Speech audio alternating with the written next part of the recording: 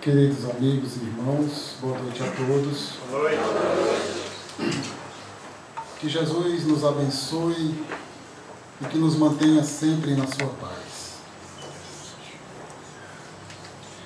O escritor Antônio Leiva conta que o teólogo Leonardo Boff, certa vez, mergulhado em seus estudos de antropologia, trafegava do Rio de Janeiro para Petrópolis, onde reside, e levava consigo um índio.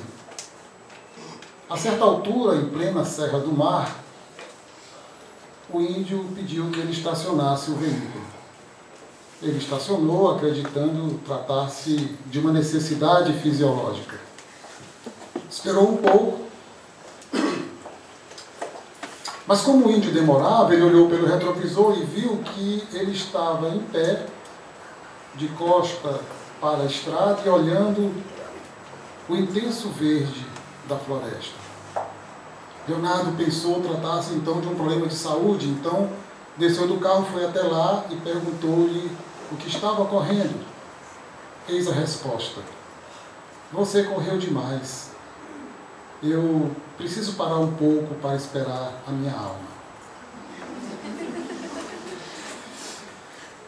Quantos de nós, e com que frequência, no corre-corre do dia a dia, ou no tumulto dos nossos pensamentos, também não nos separamos, nos distanciamos da nossa alma? E quando essas atitudes se tornam hábitos, pode acontecer de entrarmos num ciclo muito complicado e contraditório de vida, como asseverou certa vez o Dalai Lama, quando lhe perguntaram sobre o que mais o surpreendia na humanidade. Ele respondeu: os homens, porque eles perdem a saúde para juntar dinheiro. Depois, eles perdem o dinheiro para recuperar a saúde. E por pensarem ansiosamente no futuro, eles esquecem do presente, de tal forma que nem vivem o futuro e nem o presente. E vivem como se nunca fossem morrer, e morrem como se nunca tivessem vivido.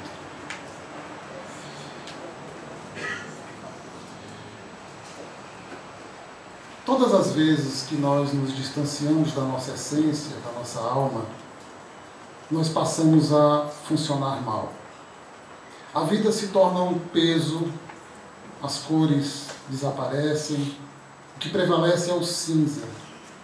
Os relacionamentos, esses se tornam cada vez mais desafiadores. Parece que não conseguimos funcionar bem, as engrenagens têm algo fora do lugar. E ao contrário, quando nós estamos conectados com a nossa alma, a vida fica colorida. Nós nos lembramos de que somos seres espirituais, que estamos momentaneamente ocupando esse corpo físico, que nos encontramos num processo de aprendizado neste planeta. E assim, nessa consciência de que somos seres imortais, nós nos deparamos com os desafios da vida com altivez, com cabeça erguida, com peito aberto e com a fé incondicional de que, no final das contas, tudo vai dar certo. O importante é que nós nos aprendamos e nos desapegamos, ou nos desapeguemos daquilo que nos faz sofrer. Quando estamos conectados com a nossa alma, tudo é diferente. Conseguimos olhar nos olhos das pessoas, encontrar alegria no coração, mesmo que as situações sejam adversas. Bom, mas aí, esse afastamento da alma, que parece ser uma coisa definitiva às vezes, na verdade é um engano, porque todos nós estamos constantemente buscando a nossa alma, a nossa essência. Não é interessante isso?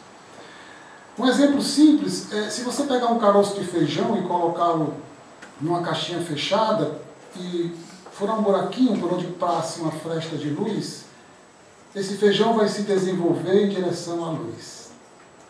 esse princípio maravilhoso que rege todos os seres vivos, que na verdade é uma das manifestações de Deus, está também presente em nós, claro. Estamos 24 horas por dia buscando a nossa luz, buscando a nossa essência, buscando a nossa alma. Acontece que muitas vezes fazemos escolhas erradas, inadequadas, que acabam fazendo com que nós não encontremos ou não nos conectemos. No Livro dos Espíritos, lá no capítulo sobre a Lei do Progresso, questão 783, Kardec pergunta sobre o aperfeiçoamento da humanidade, se ela é constante, se ela tem uma progressividade lenta. E os Espíritos respondem que sim, existe uma regularidade, portanto uma constância, que vem nos falar exatamente dessa força de evolução, de crescimento, de busca da luz. Mas na questão 785, Kardec pergunta qual é o maior impeditivo para esse progresso. E os Espíritos respondem enfaticamente que trata-se do orgulho e do egoísmo. Ora, se o orgulho e o egoísmo nos afastam da nossa luz, ou pelo menos impedem, criam empecilhos para que estejamos conectados, qual é o sentimento que consegue anular o orgulho e o egoísmo? O amor. O amor. Portanto, o amor, inspirado no que a doutrina espírita nos mostra, é exatamente essa condição necessária para que nós nos conectemos outra vez ao amor, simbolizado pelo coração. Nos reconectemos ao nosso coração. Mas como é que a gente faz isso? É interessante que esse princípio de busca da luz, e ao mesmo tempo dessa força presente em todos os seres vivos, também encontra-se magistralmente exemplificado pelo grande psicólogo Carl Rogers, fundador da abordagem centrada na pessoa, uma teoria psicológica. E ele conta, por exemplo, que quando ele era criança, quando ele era menino, na sua casa eles guardavam batatas dentro de caixotes, no porão. E esses caixotes ficavam alguns pés abaixo de uma janela por onde passava uma tênue claridade. Ele disse que, em determinado momento, ele foi até o porão e viu que os brotos de batata tentavam buscar a luz de qualquer jeito, estavam brotando, nascendo, e já estavam alguns pés acima, já próximo da janela. Claro, eram brotos pálidos, eram brotos sem vida, eram brotos de batata disformes, mas ali estava a evidência daquilo que Carl Rogers chamava de tendência à realização, ou tendência realizadora. Naquele movimento de buscar a luz estava uma tentativa desesperada de realizar o seu potencial. Elas eram, claro, bem diferentes dos brotos plantados da primavera, com sol, com todas as condições favoráveis. Nas condições favoráveis, esses brotos de batata se manifestavam de maneira plena, realizando o seu potencial. Então, ele dizia, sob condições adequadas, o ser humano também é assim. Realiza o seu potencial. E para ele, as condições necessárias eram um tipo de manifestação de amor. Aceitação incondicional, compreensão empática, autenticidade ou congruência, que são manifestações do amor. Então, resumindo, nós buscamos a nossa alma, e as condições necessárias para buscar a nossa alma é o amor. Isso está evidenciado não somente em todas as escrituras, religiões, mas ela está evidenciada, acima de tudo, na presença do Cristo, quando veio até nós. Jesus veio até nós exatamente para nos ensinar esse processo de amar. E a vinda dele já foi um ato de amor, porque as informações que se tem é que a dificuldade que houve, não dificuldade, mas o desafio de fazer uma adaptação ou de uma acomodação, não adaptação, mas uma acomodação às energias da Terra foram intensas. A pureza do Cristo era de tal ordem que adaptar o nível perispiritual às condições atmosféricas do planeta, naquela época ainda, eram muito difíceis. Falam-se de centenas de anos.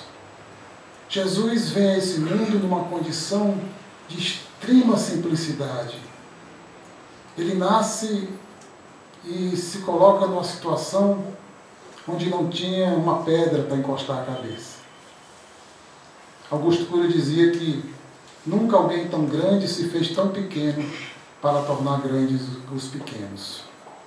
Então a figura de Jesus é um exemplo de amor, e a sua presença, ela dinamiza, potencializa esse amor além das fronteiras, além das fronteiras geográficas. Ele abrange o planeta inteiro. Quando eu falo presença, eu me refiro a uma presença inclusive magnética. O Marcel Souto Maior, que escreveu a biografia do Chico, ele disse que quando visitou o Chico pela primeira vez, no centro, ele ficou bem próximo, e ele disse que não entendeu. Quando o Chico entrou, ele começou a verter lágrimas copiosas. Ele disse: meu Deus, o que está acontecendo? Eu estou chorando. O que está acontecendo? E ele não entendia. E ele chorava copiosamente. A simples presença do Cristo, do Chico, com o seu magnetismo, por ser uma pessoa comprometida com amor, com os bons pensamentos, causou aquele impacto no jornalista que estava ali apenas para fazer uma biografia. Agora imaginem o que seria a presença do Cristo. Por isso que consideramos ele nosso modelo e guia e o nosso diretor, governador espiritual do nosso planeta. É uma presença que dinamiza a capacidade natural que nós temos de amar. E a presença de Jesus é um convite ao retorno ao coração. Quando eu falo retorno, eu gostaria também de colocar um outro ponto que a doutrina espírita nos fala, porque o princípio inteligente, ele estagia, antes de se tornar alma, espírito, em 3 reinos: mineral, vegetal e o animal, para depois possa, no processo de evolução, tornar-se espírito, consciente. E nessa fase inicial dos 3 reinos, há uma integração, uma unidade com o Criador. Mas depois que ele recebe o pensamento contínuo, tornando-se espírito, ele tem uma nova tarefa: retornar a Deus, agora sim, com consciência. E esse caminho é o caminho do amor. Jesus nos propõe o retorno ao coração, o retorno ao amor pela consciência. E eu poderia falar aqui dos muitos ensinamentos que ele nos trouxe, dos belos e muitos ensinamentos. Mas eu vou optar em falar do principal, até porque foi ele mesmo que disse, conversando com aquele doutor da lei, que os 2 principais mandamentos eram o amor a Deus sobre todas as coisas, esse o primeiro e o maior de todos, e o segundo, semelhante ao primeiro, que era amar ao próximo como a si mesmo. Porque se nós conseguirmos vivenciar esse mandamento maior, estaremos conectados com a nossa alma. Estaremos num caminho de felicidade, apesar de todas as adversidades que nós vivemos hoje. Então, Jesus nos faz esse convite para que vivamos intensamente o amor. Mas interessante que no seu mandamento, ele não fala assim: sinta amor por Deus e sinta para com o seu próximo como você sente por si mesmo. Ele não fala de sentir, ele fala de amar. E amar é um verbo de ação.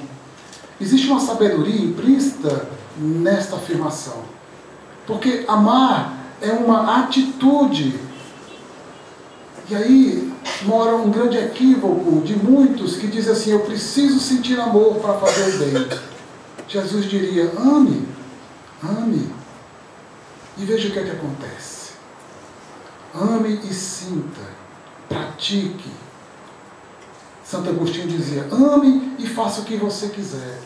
Porque quando se pratica, as coisas começam a acontecer. Por isso que na doutrina espírita, nosso lema é fora da caridade não há salvação. E o que é a caridade? O amor. E por que não fora do amor? Porque o amor pode ser entendido como sentimento. A caridade é o amor posto em ação. A caridade é o exercício do amor. Dito isso, eu gostaria, então, de olhar um pouco mais para esse mandamento que fala em 3 formas de exercitar o amor. A Deus, ao próximo e a si mesmo. Ora, se amar é um verbo de ação, então somos convidados a praticar alguma ação que possa potencializar, abrir os canais por onde o amor se manifeste. O amor não está fora, está dentro, já que somos filhos de Deus. Esse amor faz parte da nossa essência. Então, como podemos manifestar esse amor? O amor a Deus sobre todas as coisas. Eu fiquei pensando, o que é mesmo amar a Deus? O Eckhart Tolle afirma que quando nós temos um conceito mental de Deus, ou seja, pensamos sobre Deus, nós não estamos de fato conectados a Ele. Porque o ser, que é a mesma coisa de Deus, ele precisa ser sentido, ele precisa ser experienciado. Podemos amar a Deus vendo as suas obras, em contato com a natureza. E o próprio Eckhart Tolle diz, quando estiver diante de uma belíssima árvore, não pense sobre a árvore, sinta a árvore. Afaste os pensamentos e por algum momento respire e tente entrar na sintonia da árvore. Você vai descobrir coisas fantásticas. Ela vai absorver a sua consciência e você vai receber dela de presente a sua quietude. Mas amar a Deus é um compromisso, uma busca que vai além do intelectual. Tem que começar no coração e tem que começar com intensidade. Me lembrei de uma historinha zen acerca daqueles mestres muito educados de antigamente, que o discípulo chega para ele e diz, mestre, queria muito seguir o senhor é um homem muito sábio.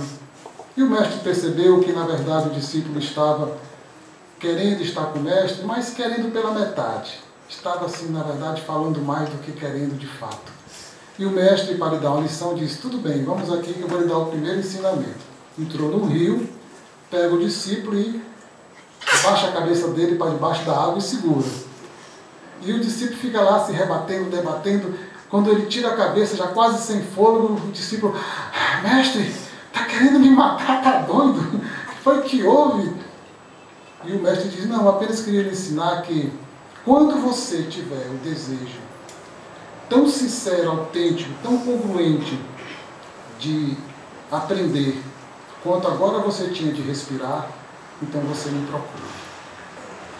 Porque na hora dessa não há pensamento. Estou aqui respirando porque eu estava quase morrendo com esse mestre que tentou me matar. Não, a gente só respira. Não há o pensar, há o sentir. Então amar a Deus precisa ser nessa intensidade, nessa busca, dessa nutrição que podemos ter a cada momento, quando olhamos a natureza, quando nos deliciamos com o pôr do sol, com uma rosa, a beleza de uma rosa, com o sorriso de uma criança, enfim. Quando estamos nesse contato, nessa busca de amar a Deus, podemos até encontrar Deus, incrível que pareça, nesse trânsito de fortaleza. A gente olha e diz assim, olha, eu vejo Deus. Não me pergunte aonde, mas quando a gente está conectado, a gente encontra. Então, esse amar a Deus é essa busca, essa nutrição. Seria muito bom se nós não deixássemos o dia amanhecer e nem fôssemos para a cama antes de dormir, sem buscarmos, de algum modo, de nossa forma, esse contato com Deus. Então, cada vez que nós fazemos esse ato, nós abrimos os canais de percepção do amor para que o amor se manifeste. Quanto mais nós exercitamos a percepção, mais nós aprendemos a amar. Quanto mais nós observamos as estrelas, a natureza, a beleza, nós sensibilizamos a nossa alma e mais aprendemos a amar. Mas o amor também é o amor para si mesmo. E esse amor para si mesmo é algo tão desafiador. Porque muitas vezes esperamos que os outros nos amem para que nós aprendamos a nos amar. Esperamos que o outro nos valide para que nós tenhamos a certeza de que temos valor. Então o primeiro passo é nós trazermos a consciência para si, trazermos a consciência do nosso valor. E isso através de gestos de bondade a cada dia. Pratique pelo menos um. Sabe aquele exame que você tem que fazer há tanto tempo e não faz? Ah, deixa para lá, é só uma dorzinha. Faça. Faça como exercício de bondade consigo mesmo. Vou fazer, vou me cuidar. Sabe aquele exercício físico que a gente tem adiado? Pois é, quem sabe começar? Nem que seja dando uma voltinha no parque, não tem problema. O ato de fazer movimenta a energia do amor por si mesmo.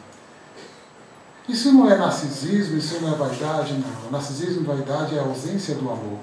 O amor é o equilíbrio. O outro ponto é, ame o seu corpo. Como é que ama? Aceitando o seu corpo do jeito que ele é. Aceitando que ele envelhece, que às vezes ele engorda.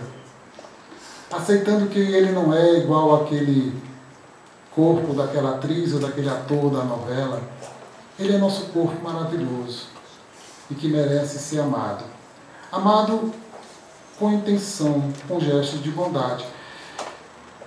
Gosto de contar essa história, já contei aqui uma vez, de uma amiga que tinha umas pernas muito fininhas. E ela vivia dizendo, Wesley, não tem cara que são... Eu acho que eu fiz muita maldade com as minhas pernas, porque olha só, as bichinhas vieram bem fininhas. Eu dizia, olha, mas tenha paciência, assim mesmo. Aprenda a amar suas pernas. Ela dizia, mas umas pernas dessas, Deus me livre, parece 2 palitos enfiados no sabugo. Que coisa feia. E aí a gente conversando, uma vez eu disse, olha, experimenta quebrar esse paradigma, experimenta olhar para as tuas pernas e dizer palavras bonitas. Como? Se eu não sinto, eu disse, finja. Olha no espelho e diz. Ela disse, eu vou tentar, esse negócio não está parecendo muito certo não. Mas tenta. Pois não é que ela tentou? E olha, ela era uma mulher muito perseverante, né? Que ela tinha de perna fina, ela tinha de perseverança. E ela começou a perseverar, e perseverou, e perseverou. Um dia eu encontrei com ela estava tão feliz. Disse, Wesley, tu não sabe. Estou adorando as minhas pernas. Eu olhei, não vi nada modificado. Só eu comecei a dizer essas coisas para ela. Primeiro eu percebi que eu maltratava muito elas. Eu ficava lançando pensamentos ruins, energia negativa. Depois eu olhei e disse, elas são tão fortes, elas me levam para todo canto. Vocês são maravilhosas, eu amo vocês. E comecei a dizer coisas assim todo dia para ela. E olhe, hoje, quando eu olho para minhas pernas, eu acho elas até parecidas com a da Gisele Bündchen.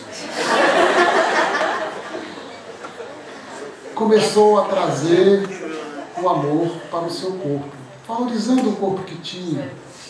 É uma enganação? Não, não é, é uma realidade. Porque o que causa sofrimento é a comparação, é a não aceitação, é a resistência. Revele a sua beleza de tal modo que ela transcenda as rugas, de tal modo que ela transcenda os padrões estéticos. Deixe que a sua alma brilhe, deixe que a sua alma apareça, a beleza da sua alma. Traga também amor para você através do cuidado com a sua energia. Perdemos muita energia com impaciências, com relacionamentos difíceis, como já falei aqui em outras vezes, relacionamentos que sugam a nossa energia. E também perdemos energia com entrar no piloto automático, estarmos constantemente nesse piloto automático, agindo às vezes com tanta pressa, e cada vez que a gente faz isso, se tivéssemos um ponteiro de energia, ele estaria sempre na reserva. Eu lembrei que uma vez aconteceu algo comigo há muitos anos que eu nunca esqueci. Eu estava num desses dias bem estressado, estava cansado, estava atrasado por uma consulta médica, trânsito, engarrafamento, ia chegar atrasado e comecei a me impacientar. E aconteceu alguma coisa que eu não sei bem o que foi, não sei se na época eu já estava Na época eu já estava lendo muito sobre meditação e alguma coisa aconteceu que dizia assim, desacelera. E eu ignorei o pensamento completamente, eu disse que nada, tenho que chegar, e esse carro que não anda, esse carro da frente, o sinal que fechou. E aquela voz dizia, experimenta desacelerar, vai para o outro extremo, para outra polaridade. Aí eu me lembrei de uma teoria da educação, da época que eu estudava e praticava pedagogia, que chama-se curvatura da vara. Se uma vara está curvada por um lado, você põe para o meio, ela volta para o mesmo lugar. Às vezes você tem que empurrar para o outro extremo para que ela volte para o meio. Aí eu disse, eu vou experimentar. Se eu estou com pressa, eu vou fazer agora o contrário. Eu vou fazer as coisas bem devagarzinho. Eu pegava na direção assim, passava a marcha, bem devagar, acelerava. Estava uma agonia e eu respirava. Acreditem, de repente eu entrei num estado tão estranho de paz, que eu disse, meu Deus, o que está acontecendo? Uma coisa tão boa, eu disse, só pode ter sido por obra e graça de Deus, porque o que está acontecendo? E aí eu saí bem devagar, cheguei no estacionamento do local onde eu ia fazer a consulta, fechei o carro, e saí bem devagar e disse, olha, posso perder 10 consultas, se eu continuar me sentindo desse jeito, não tem problema nenhum. E eu fui. Quando cheguei lá, ainda estavam 20 minutos atrasado, mas eu esperei mais 10 minutos para ser atendido. As consultas estavam atrasadas. E eu fiquei num estado assim de êxtase. E desde esse dia, eu constatei de uma forma prática que se nós quisermos economizar energia, devemos nos fazer como exercício, né? Eu proponho algumas atividades no dobro do tempo que a gente costuma fazer. Vai se alimentar, coma com o dobro do tempo e veja o que acontece. Vai tomar banho, tome banho no dobro do tempo, quando você puder. Sinta a água, sinta a textura da toalha, do sabonete, respire, sinta a vida, agradeça pela água, agradeça pelo seu corpo. Veja o que acontece. A doutrina espírita é doutrina de ação, de compromisso, de prática. Poderia ainda falar muito sobre o amor a si mesmo, mas eu vou deixar para falar, de algum modo, quando eu falar da última forma de amar prática, que é o amor ao próximo. Ora, o amor ao próximo, como a si mesmo. Se eu me amo, eu vou amar de uma maneira natural o meu semelhante. E amar o próximo também é prática. Através de gestos de bondade, eu vou potencializando e dinamizando o meu amor. Mas aí eu fiquei pensando, o que é que nos impede de viver o amor com o outro? E eu me lembrei do contrário do amor. Vocês sabem qual é o contrário do amor? Alguém vai dizer, será que é ódio? Não. O contrário do amor é o medo. O contrário do amor é o medo. Quando sentimos medo, estamos na outra polaridade do amor. E a humanidade hoje, ela exatamente atravessa um processo de sair da sintonia do medo para a sintonia do amor. Se nós observarmos, a maioria de nós hoje está com medo de alguma coisa. Medo de doença, medo de problemas financeiros, medo de assalto, medo da velhice, medo de ficar só, medo. É a outra polaridade do amor. E uma das manifestações do medo, o que está na base desse sentimento, é a raiva. Quando temos raiva, acredite, há algum medo escondido. Então, medo de quê? E quando temos raiva, fica difícil amar o próximo, principalmente nos relacionarmos com ele de uma forma amorosa. Eu queria dar um exemplo desse mecanismo, lembrando, não sei se vocês já leram o livro Gente que Mora Dentro da Gente, muitas vezes incentivado aqui, da Patrícia Gebrim, uma psicóloga que faz de uma maneira muito bacana um estudo sobre autoconhecimento. E no livro ele fala sobre esses personagens que na verdade são energias, são estados psíquicos que moram dentro de nós. E um deles é o eu inferior. O que é o eu inferior? O eu inferior nada mais é do que a nossa energia primal, a nossa energia mais vital, aquela energia intensa, que está muitas vezes na base da raiva, da intensidade, ela não é ruim em si, pelo contrário, ela pode ser muito útil a nós, desde que saibamos usá-la com sabedoria. Quando ela não é bem domesticada, ela assume realmente um papel muito perigoso na nossa vida. Por isso ela chama essa energia de Rex, inspirado no dinossauro Rex. E muitas vezes nós não percebemos, mas nós temos um dinossauro Rex dentro de nós, que nada mais é do que essa energia. Essa energia é tão importante, sabe aquele momento que você está fazendo aquele culpa, está subindo aquela ladeira e diz, eu vou conseguir. Naquele momento é essa energia que está pulsando, te impulsionando a chegar lá.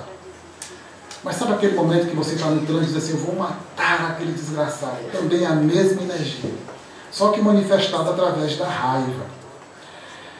Então, para amar o outro, é importante nós nos darmos conta do que nos impede de fluir o amor para o outro. E escolhi falar sobre essa raiva, essa presença do Rex, muitas vezes em nós. Que às vezes é muito negada, né? Eu tenho uma conhecida que passou por uma experiência de encontro pessoal com o Rex que ela nunca mais esqueceu. Ela era uma pessoa muito ligada a uma outra religião, e as pessoas diziam, puxa, como fulana é espiritualizada. Vocês veem, ela não sente raiva de nada. Impressionante. Eu olhava e dizia, será? Porque todos nós, acredite, sentimos raiva, mas a raiva em si, ou seja, se nós virmos a raiva como uma energia, nós vamos ver que ela não é em si negativa nem positiva, ela é uma energia, depende de como a utilizamos. E essa moça acreditou que ela, baseado nos seus conceitos racionais, podia domesticar essa energia da raiva. Então, o que ela fez? Pegou o seu Rex e escondeu no fundo do quintal, usando uma metáfora, né? Ela pegou, cavou um buraco bem fundo, botou o Rex lá dentro, botou uma laje bem bonita de cimento e disse, pronto, não sinto mais raiva, agora eu sou espiritualizada. Que maravilha! As pessoas só faltavam pisar no pescoço dela e ela dizia, não, mas é meu irmão, não tem problema, eu não sinto raiva, eu só sinto coisas boas. Bom, até que um dia foram fazer uma reforma lá na casa dela e foram mexer no dito buraco sem ela saber. Tiraram a laje, descobriram, quando abriram o Rex fugiu e se escondeu no banco de trás do carro dela. Coitada, ela não sabia. Então ela saiu certa vez, e quando ela estava dirigindo, ela disse, eu não sei o que aconteceu, eu acho que mudei de faixa e não usei a seta, não sei, só sei que eu ouvi uma buzinada, parei no sinal, o rapaz parou do lado e disse, sua barbeira, você comprou a carteira onde? Você é um atentado à vida, sua incompetente. Aí ela olhou para aquilo, de repente ela ouviu um rosnado atrás. Ela disse, comecei a ficar sentindo uma coisa tão ruim dentro de mim, comecei a tomar ar, e o rapaz finalizou e disse assim, sua bestada, sua louca. Nessa hora, sabe o que aconteceu? O Rex pulou pro colo dela e disse, deixa que eu dirijo. O sinal abriu, o rapaz saiu e o Rex disse, pisa fundo, e ela pisou. Ela disse, eu saí cantando pneu atrás do cara. E o rapaz entrou na rua, ela entrou atrás, cantando pneu também. O rapaz aumentou a velocidade e ela aumentou também. E ele aumentou mais ainda, provavelmente pensando, tem uma doida atrás de mim. O que foi que eu fiz? E ela disse, nessa hora realmente eu estava insana. Eu seria capaz de matá-lo se eu conseguisse chegar perto. Então, de repente, de curvas em curvas, o rapaz conseguiu se safar e ela foi parando, olhou e disse, Rex, sai daí, tu não sabe dirigir não. Ai, meu Deus do céu, o que foi que eu fiz, meu Deus do céu? E parou, se tremendo toda, numa descarga intensa de adrenalina. E disse, meu Deus, eu não sabia que eu tinha essa coisa dentro de mim. E foi aí que ela começou a se cuidar e aprendeu a usar a sua raiva de uma maneira assertiva. Antes ela dizia sim para tudo. Tinha imensa dificuldade de dizer não. Depois ela começou a dizer não. Ela começou a selecionar aquilo que era bom para ela, aquilo que não era bom. E ela começou a se cuidar mais. E a partir daí ela teve um verdadeiro encontro com o outro. Ela conseguiu de fato amar o seu semelhante de uma maneira mais autêntica, mais congruente. Então, para finalizar, que meu tempo já acabou, eu queria dizer que amar é um verbo de ação. Que quando amamos, criamos as condições necessárias para estarmos em contato com a nossa alma. Quando estamos em contato com a nossa alma, nós estamos felizes. A presença de Jesus é um convite ao retorno ao nosso coração. A doutrina espírita é um convite ao retorno de Jesus na sua simplicidade, ao retorno do amor através da caridade posta em ação. Eu queria finalizar dizendo que é um desejo de todos nós sermos felizes. E eu comecei falando de algumas situações que nos afastam da alma. E eu queria terminar com uma oração da presença de Wagner Borges, um grande espiritualista, que é um grande convite, um grande apelo, um grande desejo de que possamos viver essa condição plena de amor, para que possamos estar mais conectados com nossa essência e com Deus. Diz Wagner Borges: que da cabeça aos pés todo o seu ser seja feliz. Que as pétalas do lótus de seu coração desabrochem perenemente por obra e graça do amor. Que os seus olhos sejam como dois sóis, transbordando o brilho da lucidez serena. Que suas mãos sejam de luz, para que seus toques iluminem a existência de todos. Que os seus passos iluminem a crosta planetária. Que em cada respiração você perceba que respira o sopro vital do Eterno. Que os seus pensamentos sejam irradiantes como as cores do alvorecer. E que os seus sentimentos sejam lindos e tenham as cores do arco-íris. Que os seus atos sejam honrados. Que você seja um grande amor para si mesmo, para assim compartilhá-lo com os outros. Que nos momentos difíceis você se fie na luz do seu próprio coração, morada do Eterno, que a tudo compreende. Que as calúnias e farpas psíquicas projetadas pela confusão dos homens e mulheres sejam diluídas na luz da sua compreensão, pois quando a alma é generosa, tudo se transforma. Que o amor mais lindo de todos possa inspirar suas jornadas.